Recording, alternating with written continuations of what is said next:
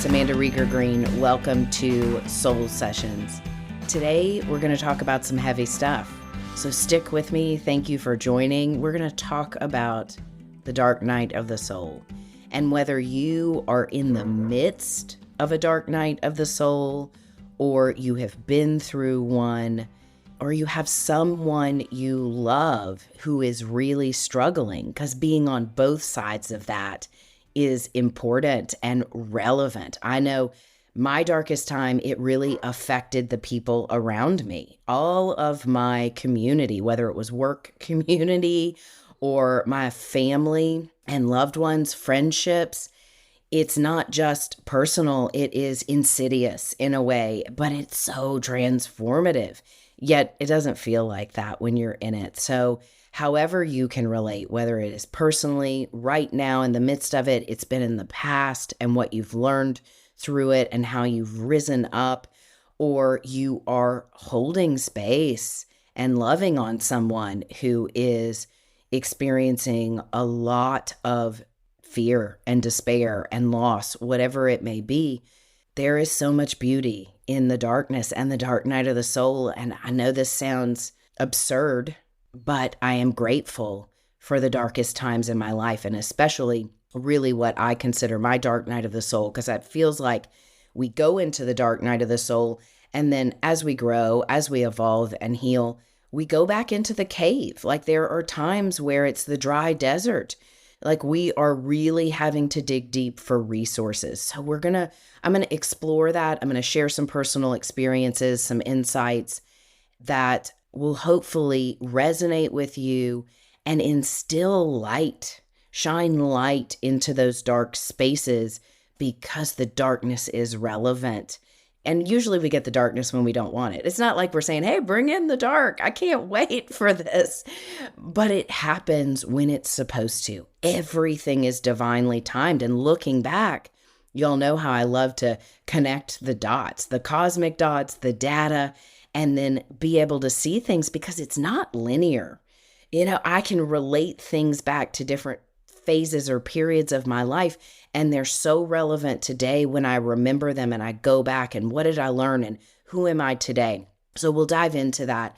But I want to give a quick shout out because I want to tell you what I've been working on. I've been working on the 2025 numerology guidebook, and it's numerology and astrology. And at first, when I was adding in the astrology, I was adding it in so everyone who has found this resource useful and will find it in the future is into numerology and astrology.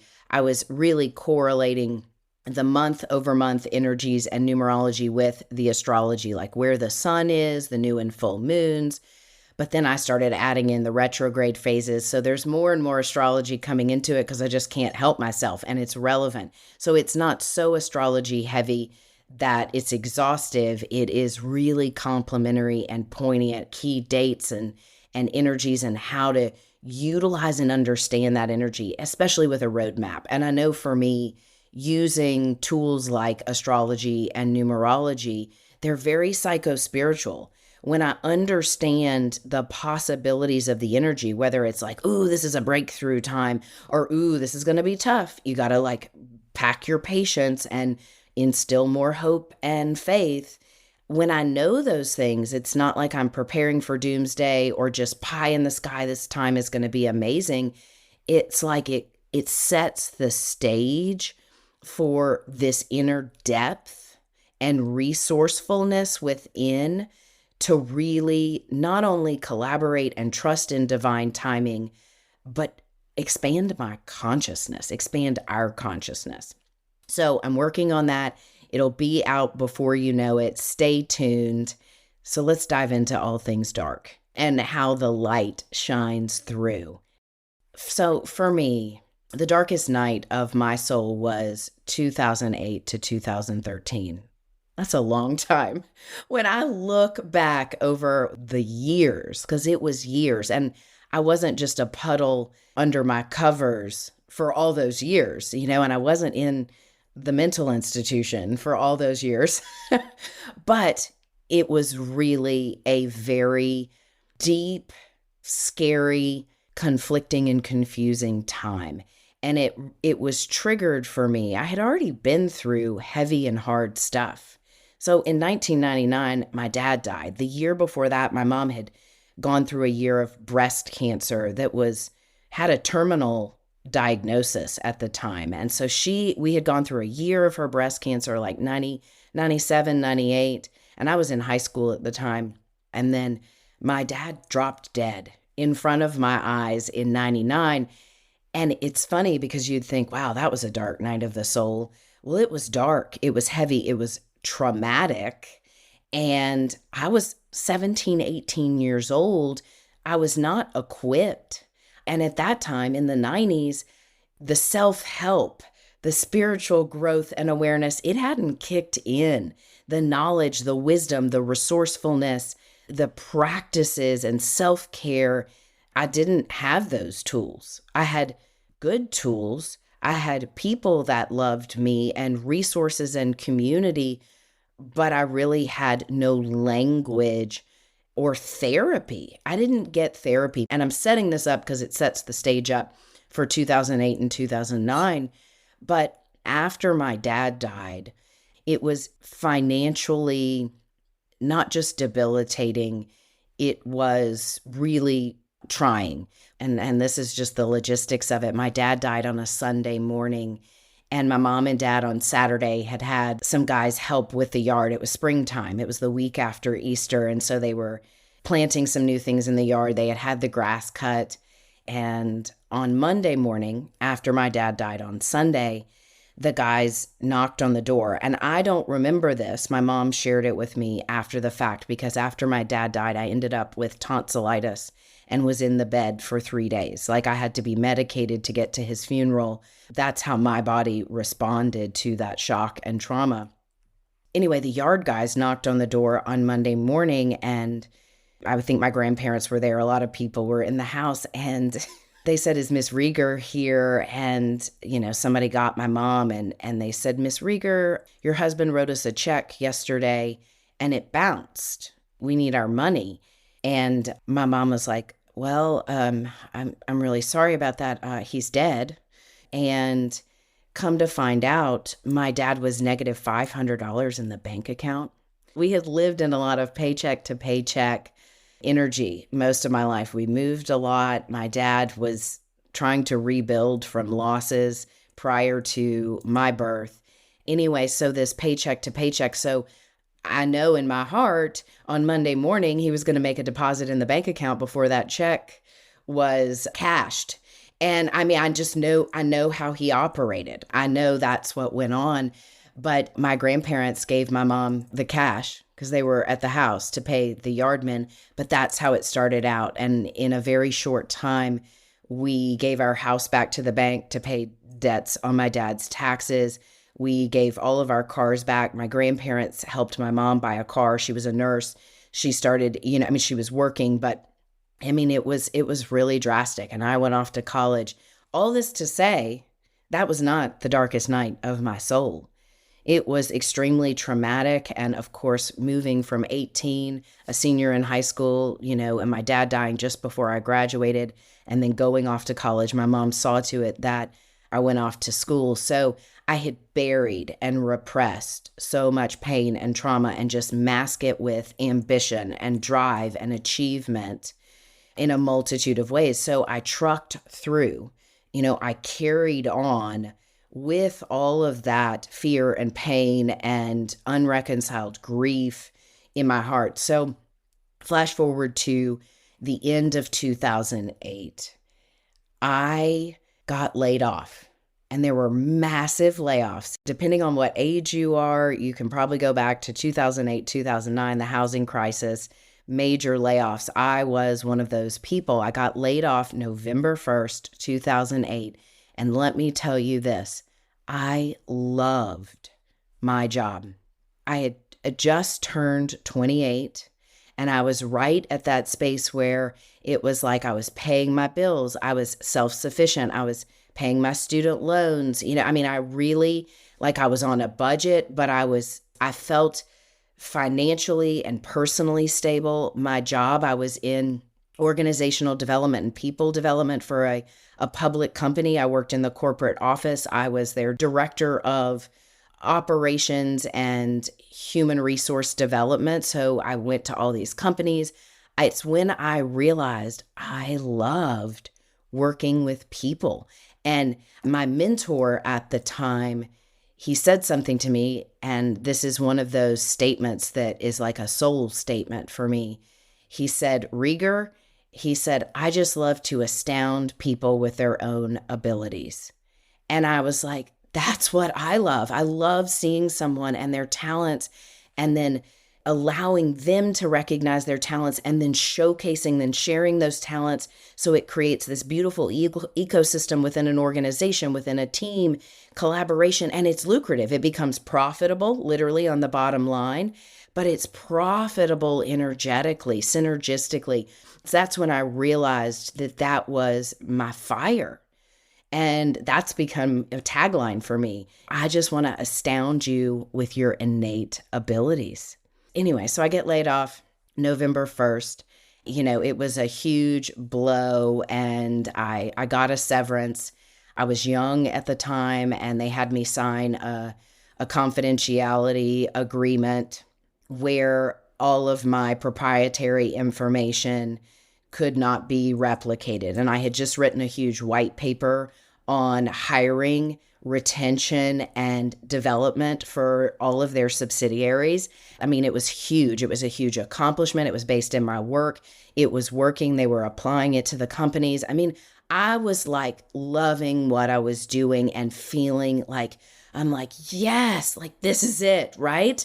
And then it gets ripped away. And not only did my money, my salary, my job, the economy is turning down, all of that is just taken. And I'm resourceful. So it was heartbreaking, but I'm like, I was going to hit the ground running, updating my resume, looking for jobs. I did all of those things.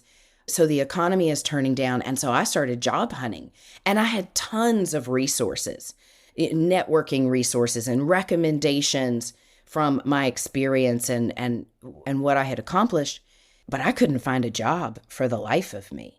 I mean, I was knocking on doors. I was reaching out. I was making contacts and networking. And it's Christmas time too, right? It's the holidays. It's Christmas time. And then we bleed over into the first of the year. So 3 months unemployed. And I had a couple of months of severance. So I had this cushion to pay my bills. But next thing you know, it's January, February, March. And I'm still job hunting and banging on doors, and not too proud either. I mean, there was tons of pride because of what I had achieved already and where I was.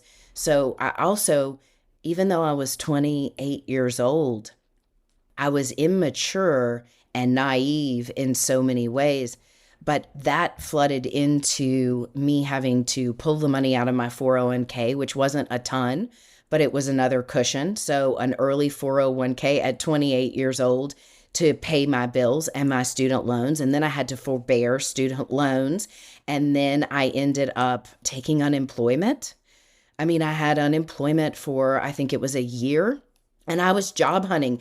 And I was like, I can wait tables. I can do anything. But if I took a job waiting tables, it actually was less money than my unemployment, or then I couldn't go interview for jobs. Like, it was all this weird back and forth rat race, and it was so confusing and debilitating. And in the midst of that, I already had this proclivity towards alcoholism and addiction because I'm in need for speed, and when I look back, I'm all or nothing.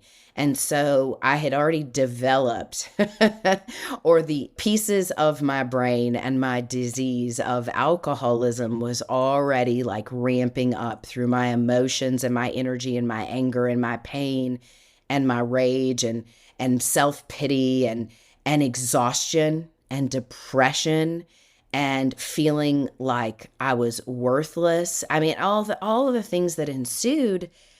I remember being so broken and vulnerable, and alcohol became this crutch.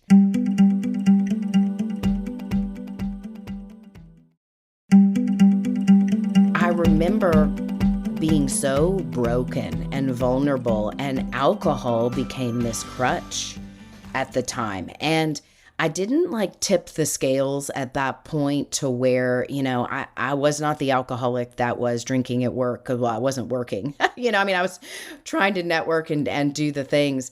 But it was when I started to really rely more on alcohol to either feel or not feel. And I am one of those people that I drank to feel or I drank to numb out, both. Like it just didn't really matter. And what I mean is drinking to feel. I didn't just drink because I didn't know how to feel. Like on an unconscious level, I would drink and then I would black out. And then the rage and the anger would come over me. But I'm at the same time, I'm hitting the pavement, working hard and was hitting dead ends. I also got into, at this time, I'm my most vulnerable, raw, susceptible, out of alignment, mind, body, spirit, energy. And I have always been a seeker or a searcher. And the funny thing about this, and this is what's interesting about the dark nights of the soul, is for me and for all of those I know, it is like this seeking and searching and everything is being taken away. It feels like. And then we are left with the darkest parts of ourselves that maybe have been shoved down, unrecognized, unavailable for us to access. And the darkness is rich. The darkness is really where the treasure is when you confront it. But it was like at that time, I wasn't ready to confront it. I was just fueled by it, even though in my core, I am loving and kind and generous. And I already told you, like, I love to see people lit up. And I had known that. And then it was like, I wasn't lit up anymore and nobody wants to hire me. So you can imagine the victimization and self-pity and then the anger that ensues from that and rage. But at some point, that's when my drinking became more like just a prominent part of my life. But then I would drink at night or whatever it was. And then I'd get up at the day and do my day. And I was living two different lives. But I had been seeking and searching all along. And I didn't know, at this time I'm just looking for a job. But I also started dating someone.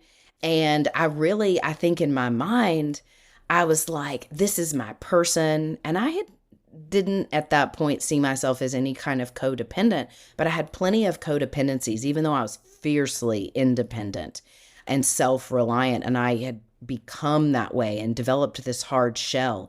I had also excommunicated people in my life, and that's a really big word, right? I hadn't just kind of cut them out or set a boundary. At first, it was a boundary I had set, but I excommunicated a lot of people in my life and shut them out because a lot of it was shame. At first, it was a healthy boundary, and then it became these walls around my heart, and then it became shame because I wasn't successful by my definitions, my old, 15-year-old self, or the standards and things that had been conditioned. So I was carrying so much shame and anger and pain and fear, but I was also continuing to perpetuate the attraction of that. So again, that point of attraction, if it's, rolling with transformation and growth and light and health and love and hope, even in the dark times, it balances out and alchemizes. But I was like not evolving, I was devolving, and it was becoming darker and scarier. And for me, as things amped up into really when I was 30, a couple of years later, I ended up with a job. I was dating someone and I was unhealthy, and I was probably creating more unhealthy behaviors than this person, and they were already unhealthy. I mean, it was like, I don't have any blame today because it was exactly what it was supposed to be. But it was insidious and perpetuating. And so I would get violent and angry, the person I was dating, when I would drink, and I'd become crazy. And then I'd wake up the next morning like, why are you mad? Or what did we argue about? And then it would repeat and repeat and repeat. And it was the same cycle on repeat. But I was working. I got back into healthcare and sales and marketing, which I have a natural gift for, especially if I believe in something. So I had taken a job at like a little more than a third of my prior salary. So, I was getting a dose of humble pie, but I was like, I want to work. Like, I love to work. And work at something where I'm touching people and connecting with people. And so I did get this job, and I was driving a lot. And I remember this because this set me off. They GPSed us. Like, I had a GPS in my BlackBerry at this job where I would go from like physician's office to physician's office. And I worked for this company, and we did CAT scans, MRIs, and we had multiple locations. And I was contracting with physician's office to refer their patients to these locations for imaging. But anyway, they GPSed me. I had gone into a doctor's office and they were closed. And then I went to another doctor's office and met with them. And then after that, it was lunchtime. And I went to Home Goods because I was buying some, it was like, a holiday or something. And I was buying some little gifts and things for some of the physicians' offices. And I remember my boss called me. And she said, I need to ask you something. Why were you at this doctor's office for 2 minutes, and then you were at this other doctor's office for 20 minutes, and then you were at Home Goods for an hour and a half in the middle of the day? I mean, I remember I was not doing anything wrong. I was working and it was lucrative. And then I went to Home Goods to go get the stuff, which I was totally allowed to do. And we had to keep a log of where we were and where we went, and they GPSed us. And I told her, and she's like, well, that's unacceptable. And so after that, I mean, it was like being micromanaged that majorly. And I had never been micromanaged. My mom was pretty controlling, but she was strict. But my parents didn't micromanage me. And I'm trustworthy. Like, I am doing my work. I'm showing up. I'm hitting the pavement.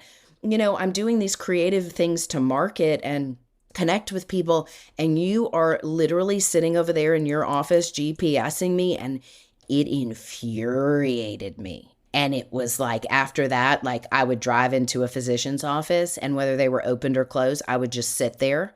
Like, I had to monitor my day so my GPS didn't reflect anything crazy, even though I was doing my job. But then my job, I became angry in that job. And like, it was like, I'm having a hard time even encouraging you to send patients to get these scans while our location is good. This company is insane. And the way they're monitoring their people and not trusting their salespeople that they're paying, the numbers should tell the story, and the relationships and the contracts we're building. So anyway, you can see like my insanity. And I began to be really and truly fueled by I'll show you, rage, anger, like my light, which was this hopefulness and inspiring people and connecting people. And then me trying to rebuild my life and my finances and my resources. Like, it really, at some point, I was being fueled by so much fear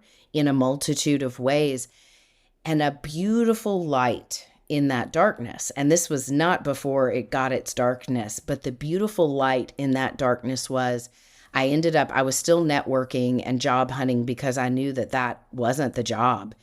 And I ended up getting a job with a hospice. And I have a master of public health, and I was in healthcare. And through some networking, I ended up with a job in business development and marketing with a hospice in Houston in the Texas Medical Center. And I tell you what, it was my darkest time, but it also began to open me up in this really divine way to my calling, putting all those puzzle pieces together, people development, organizational development, seeing the light in people, seeing teams. And from hospice, I learned about interdisciplinary teams. And if you've had a loved one on hospice and hospice is done well, it takes the whole interdisciplinary team. It takes the physician, the nurse case manager, the nurse that comes into the home, the social worker, the chaplain, the nurse's aides. And there's like the admission team, the bereavement department. And then we were also supporting families and dying patients. And I remember getting in there, and I believed in this organization, and I was also exposed to a lot of death. And it was like I was finding my people and growing and doing something that had a purpose, and I was learning. And so I started to excel and grow in work, but I was also in this really dysfunctional relationship that was being perpetuated. And conjunct with that, I am also still drinking at night or numbing out or on the weekends and burning the candle at both ends. So I'm thriving at work and growing and touching people's lives and they're touching mine. And at the same time, that darkness is still raging within me. So while there was some success and like some beginning of rebuilding, but when I talk about rebuilding my finances and paying back my student loans and getting out of debt, I was not capable of organizing my life and creating day-to-day lifestyle healthy routines because at home the relationship was extremely dysfunctional and I was dysfunctional and the person I was with was dysfunctional and it was abusive and on multiple scales. And then I would show up to work and love what I was doing. So I was getting all these mixed signals. I'm sharing the kind of progression of this dark night for me so you all can draw correlations where you may be getting some light in your darkness or you may have something that's your mainstay. Like work for me became my mainstay. Like it was where I could use my talents and my energy, and it wasn't all roses either. It was hard and I was climbing, but then at home, I just lived this different life where my soul was just sad and unhealed, and there was a lot of unreconciled pain, grief, trauma. And so it starts to snowball, and I'm working, 6-7 days a week sometimes. I had moved up professionally, overseeing operations and clinics and clinical teams. So I'd moved from marketing and business development into operations and people development and overseeing like small little inpatient units and things like that. So I'm moving up, but I'm also extremely empty and unhappy. And I say this often, and this may resonate with you, but my insides did not match my outsides. And the polarity was becoming increasingly more drastic, and the tension, it was like I was pulling on a rubber band between my outer persona and what was going on in my inner life. And it was like I was pulling so tight on that rubber band, at some point it was going to snap. I was going to snap. And I was becoming more volatile for my alcoholism, which was really becoming unmanageable. It had been unmanageable for a while, but it was becoming destructive, and like pouring out of my cells and my being and my eyes. The light in my eyes was starting to turn off, and it was coming out sideways in a multitude of ways. And I know in that story, and there were probably a year and a half of the darkness, the darkest time was me drinking, and I could have one drink or I could have 10 drinks, and you didn't know what you would get. It was like Russian roulette. And I would literally black out and no telling what would happen. And I've shared this before, and I'm so grateful today for this time. And I'm grateful I lived through it, because I tried to commit suicide multiple times and would black out. And what would happen, because I am a channel and I have these psychic energies, and they had always been there, but it was almost like the darkness took over. But when I would drink and black out, I would go into trance channeling oftentimes. And my mom and the guy that I was with witnessed this, where my eyes would shift, like kind of like The Exorcist. I mean, I'm not joking. And for my mom, who isn't here today to tell this story, and she's told this story to other people, I would just shift and I would start channeling dark language very emphatically and articulately, and I would become violent. And then I would wake up the next morning. It was like, I really truly know that I had a ton of entity possession, because my immune systems were so shattered mentally, emotionally, physically, energetically. I was so susceptible. And the signal I was sending out, even though in my heart, I'm like, I'm light, I'm loving, I'm capable, I'm intelligent, I have God-given gifts. But why? Like, are people not seeing it? Why am I not happy? Like, there's just desperation and pain. And then I don't know how to ask for true help. That was the other thing, is I was so proud and determined. There would be times I'd break down and ask for help. Then the next day I'd get up and say, I'm good. I got it. This won't happen again. Or I'm fine. Or I have a really busy week at work. You know, the excuses would pile on. Or I'd be like, well, let me get a new outfit. You know, I don't, anything, or a new vehicle or anything to mask my pain. And by the way, all of this time, my finances I am becoming more in debt. I have credit card debt because I have no concept of money management. Nothing is coming out functional. The wheels are coming off, right, of my life in every which way. And I was becoming the person I was afraid of becoming, which was people are going to see me as a mess, a failure, incapable, incompetent. All of my darkest fears was that I was an imposter, or I was insignificant, or I was weak. And I was becoming that. And it was becoming obvious. Like, I was becoming disheveled in every aspect of my life. And then I'm also having these episodes more often than not where something would take over my body, and it was taking over more and more. And then I wake up the next day in complete despair and horror, not remembering my actions or what went on, and then masking it and moving forward.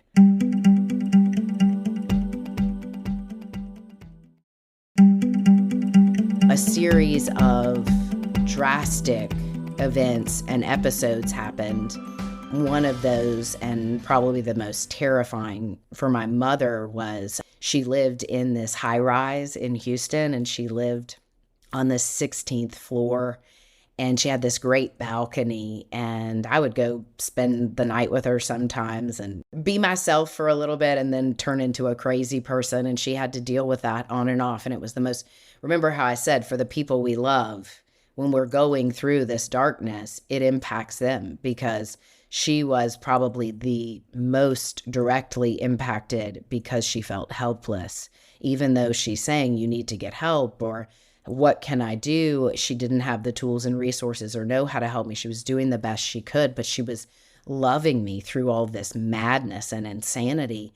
But I was at her house one night, and that light bulb flipped after a bottle of wine or whatever I had had that evening. We had had a lovely evening, I think, in the beginning. And then at some point, she had this high top table on her little balcony, and these high top chairs, and I ended up with one foot on her railing and one foot on this high top chair. And I am screaming and raging and yelling and saying, I'm going to jump. My life is worthless. I also said some horrific things to her, because she recounted that to me, about my father and my father dying, and like the ugliest, angriest stuff. And in the midst of that, the chair collapsed. Like, the chair, it was uneven, and I fell into her balcony versus over the balcony. And she said she had just started to back away because she was afraid if she had moved towards me, I would jump, because I was I was out of my mind. And I fell inwards, and, she put me to bed, and she didn't sleep all night. To tell you how insane things were and how heavy it was, that next morning, I knew that something really bad had happened, and I somewhat recalled it. But I also said, oh my gosh, I'm so sorry for acting that way. Like, I'm so sorry I scared you. I've got to head to work. She was in utter terror and fear, and she was drastically impacted by it. And yet I got up and tried to make excuses and say, I'm so sorry for that. We'll talk about it later. It won't happen again. I'm fine. And then that sort of stuff continued for about a year. There are so many things like that happened in a very short period of time, in a year's time, where it got darker and heavier and scarier. But for the grace of God, I am alive and well to tell the story, and I did not kill or injure someone else through my behaviors and my actions. But everything kind of came to a head Mother's Day of 2013. Mother's Day was on a Sunday, and on Saturday, I remember I was invited to a party, and I had been trying to stop drinking. And I remember thinking, if I go to this party, I'm going to drink. And I don't want to drink because I don't know how I behave when I drink. And it could be crazy. And I'm afraid. But we went to the party anyway, and I wasn't going to drink. And then at some point I did. And I was correct. I assaulted a woman. They were going to call the cops on me, and I had a cute dress on because if my outsides look okay, then my insides are okay. And I mean, it, like the woman that owned the home that we went to, and there were children and families there, and I like became a crazy person and hit someone, like the insanity. I'm sharing this with you because, and I'm laughing about it because it's not funny, but it's because, oh my gosh, I should be dead, or I could have killed someone. And that next morning, I woke up in the bed in my home with a guy that I was still with. This is 2013. So do that math, 2000 into 2008 to 2013, this dark night of the soul that just continued to get darker and darker had this point of desperation and despair. If you're going through a dark night of the soul, their spirit and God and your guides and your soul is always there. And a lot of people who are going through dark nights of the soul are like angry at God or their higher power, or God has abandoned me. And I was angry, but I don't remember being angry at God because I'm like, I know there's something bigger there and I can connect with it, but I couldn't change my behavior and make the decision to receive help and change my behavior to start to heal. And when I woke up that morning and my mom was in the bed next to me, you know, there was going to be an intervention, and there was. And she said, hey, like, you need to get up and brush your teeth and come downstairs. Like, we need to have a talk. And literally, I remember pulling myself up out of bed. And what I was going to say about this, so let me tie it in because this is really important about looking for and connecting the dots where the light shines through. A year prior to that, I was sitting on my sofa in my house, and it was a Sunday morning. There's that Sunday morning again, right? I was sitting on my house. It was a Sunday morning. I was watching Super Soul Sunday. It was 2012. I was watching the original airing of this episode of Super Soul Sunday. Oprah Winfrey was interviewing Iyanla Vanzant, and Iyanla was talking about pain and trauma and life and breakdowns and all the things. And in that, she's talking about it and saying, this stuff happens. And one of the most beautiful things she said, and we will link this clip in the show notes because it's one of those clips where I felt this surge of light come through me. And she said, she was talking about all of her darkness and pain. She lost a daughter. She had an alcoholic parent. I mean, all sorts of just trauma that she had been through and pain and everything stacked against her. And she's talking about her dark night of the soul and how it broke open the light. And she talks about surrender. And I remember her saying, you know, she says, like God says, hey, Iyanla, come over here. Before I incarnate it down, come over here. I've got a big job for you. You're going to go down into this life and you're going to experience this pain and this trauma. And she said, and God outlines it. God tells us you're going to go through all this stuff and you're going to forget. You're going to forget who you are, what you're meant to do, and you're going to forget me and the light and what you're capable of. And at some point in the middle of the darkness and the desperation, you're going to remember. And she said, in that moment, I remembered and I surrendered. And she raised her hands up and she said, so many people think surrendering is a cowering down, but surrendering is this. It is an opening up. And I was sitting on my sofa in 2012 that morning, and I felt this surge of energy push through me. And it was like, yes, I am here for something. I matter. I mean something. All this mess, all this pain, all this tragedy, it has meaning. It is my story. It has meaning. But it would be nearly a year before the empowerment and the decision to make a big change, to heal, to grab onto hope and faith surged through me. So that morning on Sunday, Mother's Day of 2013, when Mom said, get up, brush your teeth, and come downstairs, I said, I'll be down in a minute. And I exhaled and I just said, I surrender. Like, I need a treatment center. I need help. I don't care what work thinks or anyone thinks of me. I don't know how to live. I don't know how to be healthy.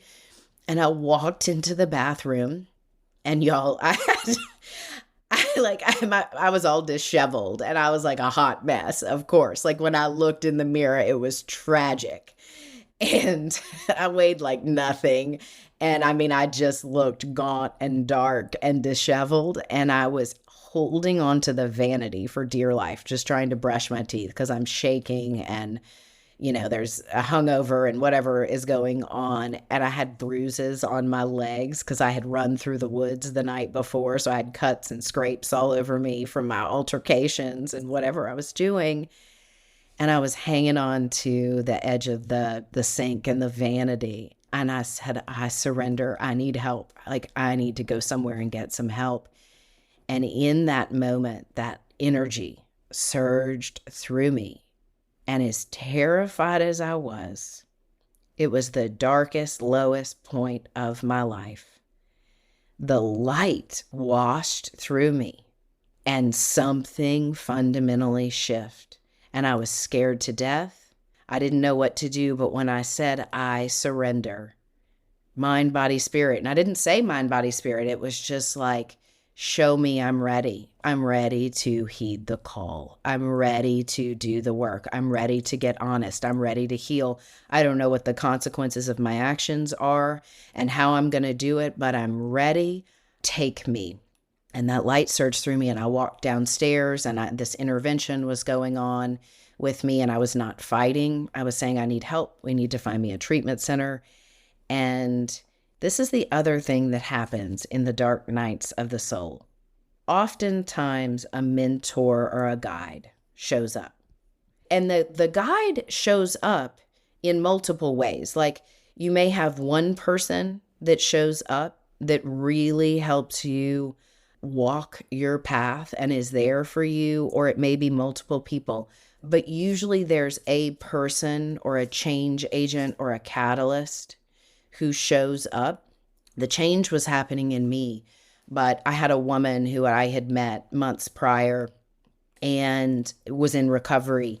And I reached out to her that day because she was the only person I could think of that would get it and would be there. And I didn't care if there was judgment on the other end of the phone. Like, I was just like, I need to reach out to her. Like, this impression, because in the midst of this intervention, I said, I need to call this woman because she will know what to do. And we need to find me a treatment center. And I remember picking up the phone and calling this woman, and she answered the phone with the most love and non-judgment and sincere open heart.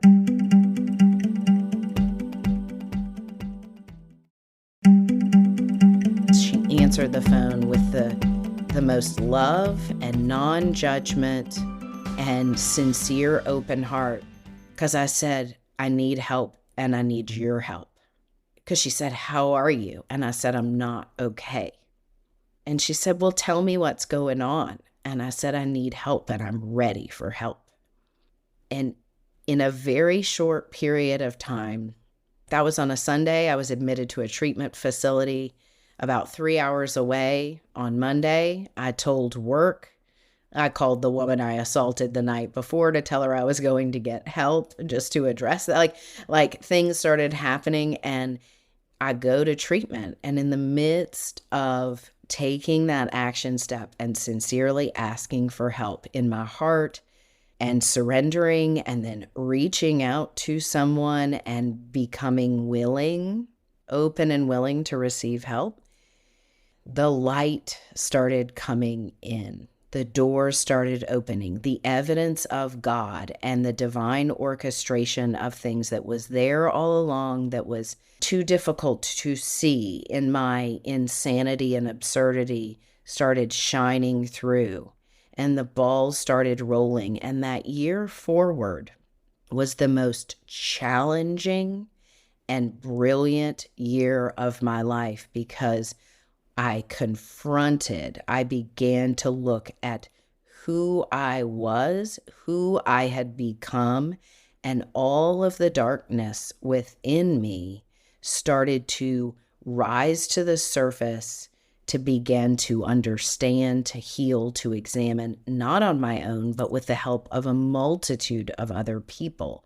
And this story is much more detailed in my recovery journey, but it was a recovery of my soul. It was what was all this treasure hidden in the center of this darkness, like this nucleus of diamond white essence was buried in the darkest part of my life. And if you are struggling right now, if you're going through a dark night of the soul, or it is just one of those dry deserts, remember that walking into the darkness, confronting the fears. When I talk about making fear inventories, when I get very clear on where and how darkness is showing up. And when I talk about darkness, I'm not talking about evil and scary stuff. I am talking about self-pity and anger and rage and manipulation and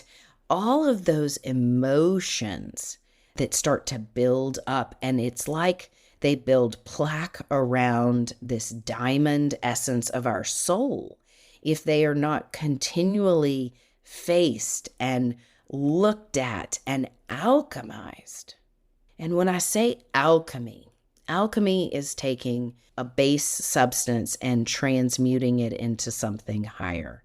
So an actual alchemist would take a metal and turn it into gold or something. Like, that's what you're doing, is you're taking a base frequency and you're transmuting it into something higher. And what I know from my experience in that darkest time is when I truly surrendered and invited the light in, and then I was willing to do the work, because it takes action.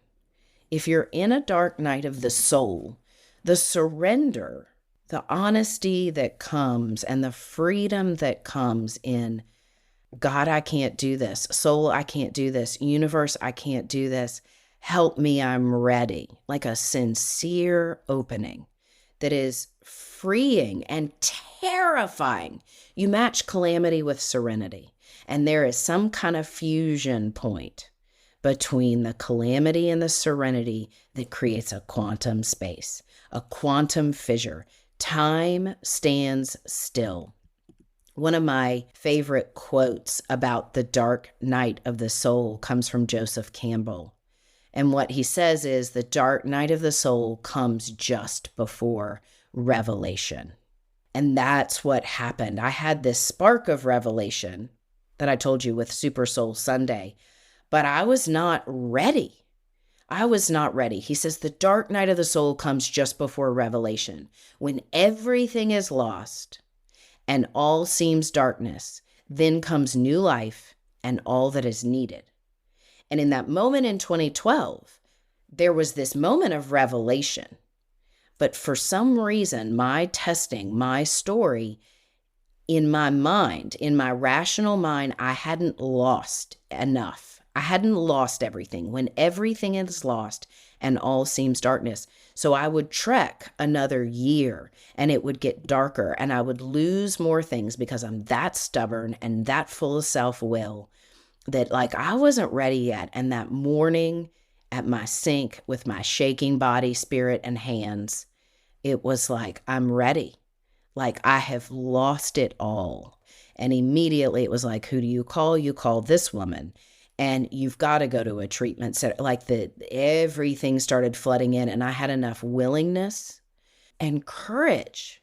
Dark nights of the souls, when the light starts to come through, when your spirit is at your weakest, it's actually at its strongest. Think about that. When you think you are so broken, desperate, and in utter despair, and it feels like your spirit, the light is dim, it is like a tiny little ember, a tiny little spark. And if you go in and you surrender and you ask for the help, and then you are willing, if I was willing and I took steps, I reached out, I asked for help, and sincerely, like I was ready and I was terrified. It took courage to face myself, my actions, the consequences of my actions. And like I said, the year that ensued was the most terrifying and beautiful, because it was one day at a time, a step at a time, one amends, one change of behavior consistently. And if you've listened to this podcast, one of the things I hammer in is consistency. What is rewarded in the revelation of the darkest night, when you feel like you're at your lowest, the new life starts to come in, like Joseph Campbell says, and everything that is needed, all the tools, people, resources. But our responsibility is to heed the calls and to respond to what shows up, which sometimes means consequences. It means breakups of unhealthy relationships, toxic environments, changing your people, places, and playpen. And yes, we have family and certain people that are in our lives, but it's changing relationships, dynamics, and the power, that light, that little ember that starts to kind of spark a fire and it starts to grow, is fueled by hope and trust, but the action we choose to take consistently around taking accountability for ourselves, our attitudes, actions, behaviors, the consequences of that, and owning our side of the street, and quit blaming anyone else, blaming the trauma, blaming the pain. And yes, the trauma and the pain and the injustice and the unfair circumstances or lack of resources or a good parent or food on the table, like whatever your circumstances are, it is about not blaming the circumstances, but taking the circumstances and then finding that sovereignty, finding that empowerment, and really owning the whole story. God either is or God isn't. Everything is exactly how it's supposed to be. So how am I going to respond? I'm going to show up and give it to God, and I'm going to show up honestly, take accountability with courage, and I am going to be who I am. My insides will match my outsides. I am going to suit up, and show up authentically. And the second part of that, and I will do a little follow-up to this, and I'll talk about the spiritual awakening and how those two things really, really interconnect. The polarities interconnect. What I know is that when the light comes in and the decision to receive help, human resources and divine resources alike, and then consistently taking accountability, regaining clarity, health, well-being, sovereignty, empowerment, trust, all the things that are broken through our circumstances, pains, and traumas, and not blaming them, just being fiercely determined that we are worthy, we are capable, and we can heal. The resources, everything we need shows up. So whatever you're walking through, whether it is literally you are in your darkest night right now and desperate, you've lost a loved one and you don't know how to go on, you have lost a job and it feels like everything is being ripped away, or you're in one of those, like I said, you go back into the cave where everything gets messy for a season and it's hard to find the consistency and the traction. Wherever you are, it is valuable. And your light, that little tiny spark, that tiny ember down there, if you can reach in and grab it and shoot it up higher, Surrender it up and then make a decision that you're here to be empowered and heal. The resources will come, and they do come a day at a time, like putting one foot in front of the other, but finding ways to ask for help and then take the suggestions. Begin to reclaim your sovereignty through consistency of self-care, personal and spiritual development, because everyone is unique and meant for something in this energy, in humanity. And whatever your story is, it's epic, right? And I've talked about us being in these times that are mythic and epic. That's what the next couple of years are. They're going to have some darker nights of the soul or revisiting of the darkness and the cave. I can feel it.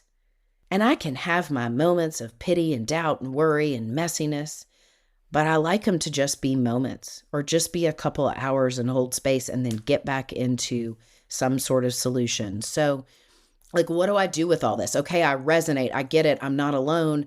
This stuff is scary. What do you do next? You start by getting still.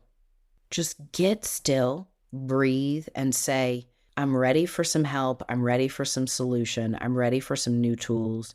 Show me what to do next. And just start by sincerely saying, I know my light can be bigger than this and is worth more than this. And all of these outer circumstances that are creating limitation, resistance, pain, fear, heaviness, darkness, depression, addiction, toxic relationships, all of the stuff, whatever is around and coming down on you, literally just say, all of this stuff is not in vain. Show me the way forward.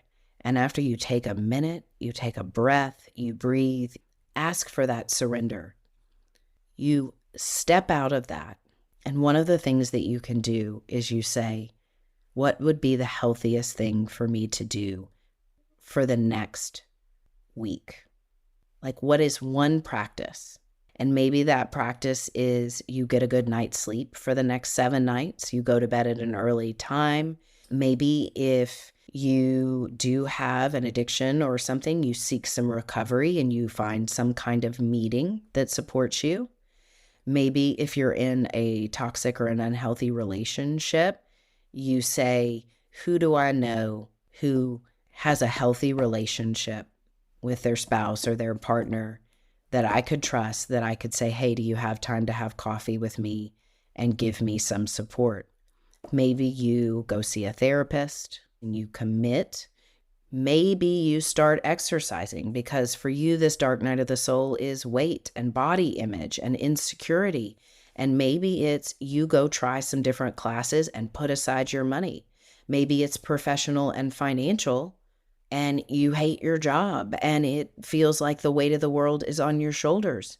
Well, you show up to work, but today you start working on your resume. And then you say, who can I start networking with? Who can guide or mentor me in this and give me some support? There are many ways, but the deal is asking for the help, surrendering it on the daily, and sometimes multiple times a day, inviting in your higher power, your guides, and truly letting them guide you. Because when you invite them in, sometimes they take away stuff from us that we don't need, because they're like, that's obstructing your path. That's obstructing your path. So this takes courage. This is not this dark night of the soul business or being at a low point. It is not for the faint of heart. And you all are not for the faint of heart. You have an ember that wants to turn into a wildfire. And we need wildfires right now. Wildfires of magnetic, magical quantum light. And if there was ever a time to summon your courage and to seek health, wellness, and well-being in a consistent way, and to make the decision and ask for support, receive it consistently, and trust that it's going to take a little linear time, like a day at a time. But I tell you what, when you start to move forward, the doors open, the solutions come, and you got to get out of your own way. You got to get out of your stubborn. I don't want to go do that today. It would be healthy for me, but I'm too tired. It's when you have to have a little resolve, a little fortitude, a little doing what you don't want to do, but you know is good for you. So wherever you are in your journey right now, one, I want you to know you're not alone. in the fears and the pain and the uncertainty, the unknown that comes with any kind of darkness. Whether it's the darkest night of your soul or you're in the cave, uncertainty comes and we feel out of control. We can control our actions, attitudes, and behaviors. And if you surrender it to something higher, if you heed the call, if you willingly, diligently, consistently take steps a day at a time, try it for the next 30 days. Try something new for the next 30 days that adds value to your health, well-being, your spiritual health, your psychological health, your physical health, and mental health. Figure out what that is. Ask for help. And if you don't know what it is for you, who can you ask that may be able to give you some insight and guidance around resources? The action on our part and the willingness is what breaks the dam open or adds beautiful, beautiful gasoline to that fire of light that is hidden under all the darkness. So I'm sending everybody love. And if you have stories to share or insights or questions, because I've given you a really broad sweeping story personally, and like I said, I'll follow up with the spiritual awakening piece of it and how things click and how doing the hard work a step at a time sometimes was daunting, but it started to pay off. And it was like my reservoir of light started to build. And at some point, the light took over the dark. And that light has never really diminished since then. Once I woke up and I made that decision and surrendered, I have not gone back to sleep. My gifts flooded in, the light flooded in, all of the things within me that were buried deep down that I knew were there from the moment I came onto this planet started to be recovered. What God whispered in my ear, Amanda, you're going to have this and this and this, and you're going to want to die, and you're going to do these horrible things, and you're going to do these wonderful things, and you're going to forget. You're going to forget who you are.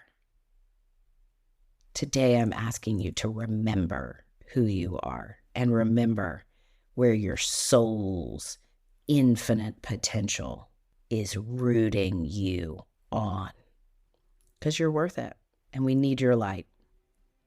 All right, everyone, be well, surrender it up, and take courageous action, because you are worthy.